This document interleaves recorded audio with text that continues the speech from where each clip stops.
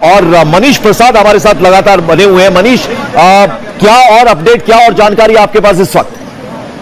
Pankaj, officially Jammu Kashmir administration के द्वारा ही कहा गया है कि जो इस समय जो जख्मी है, क्योंकि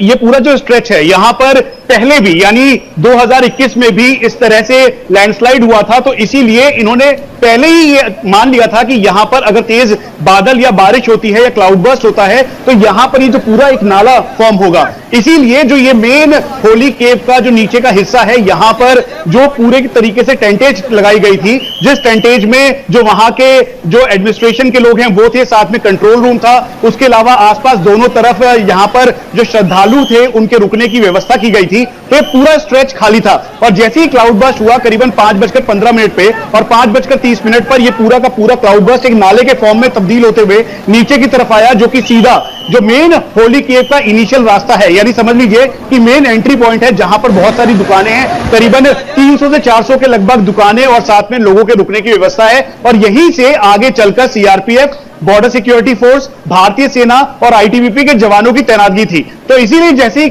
उन्होंने क्लाउड बर्स्ट देखा उसके तुरंत बाद ही लोगों को वहां से हटाना शुरू किया। लेकिन ऐसे में जब भगदड़ मची तो उस दौरान कुछ लोग जख्मी हुए हैं। औपचारिक तौर पर जम्मू कश्मीर पुलिस और जम्मू कश्मीर एडमिनिस्ट्रेशन ने हमें कहा है कि कैजुअलिटी कितनी है यह भी कहना बेहद मुश्किल है, क्योंकि अभी इनिशियल हुआ है, करीबन 2 घंटे का समय बीता है। लेकिन एक बार हम आपको फिर से बता दें, ये पूरा का पूरा पैसेज था, ये नहीं कि ये अचानक यहां पर हो गया और क्लाउड बर्स्ट होने के बाद इस जगह को पूरी तरीके से मैन नहीं किया गया था। एडमिनिस्ट्रेशन के द्वारा ही बताया गया कि पूरा पैसेज क्लियर किया गया और जैसे ही क्लाउड बर्स्ट हुआ उसके बाद ये जो पूरा एरिया था इसको क्लियर किया गया। और यही नहीं बल्कि अमरनाथ की इस पूरी यात्रा में, अमरनाथ जी की पूरी यात्रा में करीबन 3 से 4 ऐसे पॉइंट थे जिसे भारतीय सेना ने पहले भी मैन किया था। और उसके बाद जो एक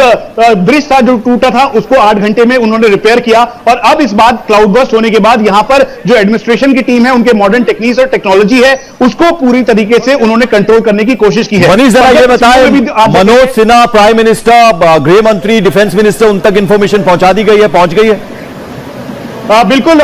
जो हमें औपचारिक तौर पर ये पूरा एरिया है अमरनाथ का, ये अमरनाथ श्राइन बोर्ड का और ये अमरनाथ की यात्रा का, ये भारतीय सेना की 15 कोर का किलो फोर्स जो है, जिसके जीओसी जनरल सलारिया हैं, उन्होंने खुद इसकी पूरी ब्रीफ रिपोर्ट इस समय 15 कोर कमांडर और साथ में northern army commander general Dwivedi को दी है। और अभी इस बात की पुख्ता जानकारी मिली है कि जनरल द्विवेदी ने पूरी जानकारी आर्मी हेडक्वार्टर को दी है। इसके साथ साथ बीएसएफ के आईजी जो राजा बाबू हैं, उनको इसकी पूरी जानकारी उन्होंने दिल्ली हेडक्वार्टर्स में दी है, क्योंकि ये मामला बड़ा है। अमरनाथ श्राइन बोर्ड को लेकर सभी की नजर इस पे थी और क्लाउड बर्स्ट होने के बाद तुरंत ही क्विक एक्शन करते हुए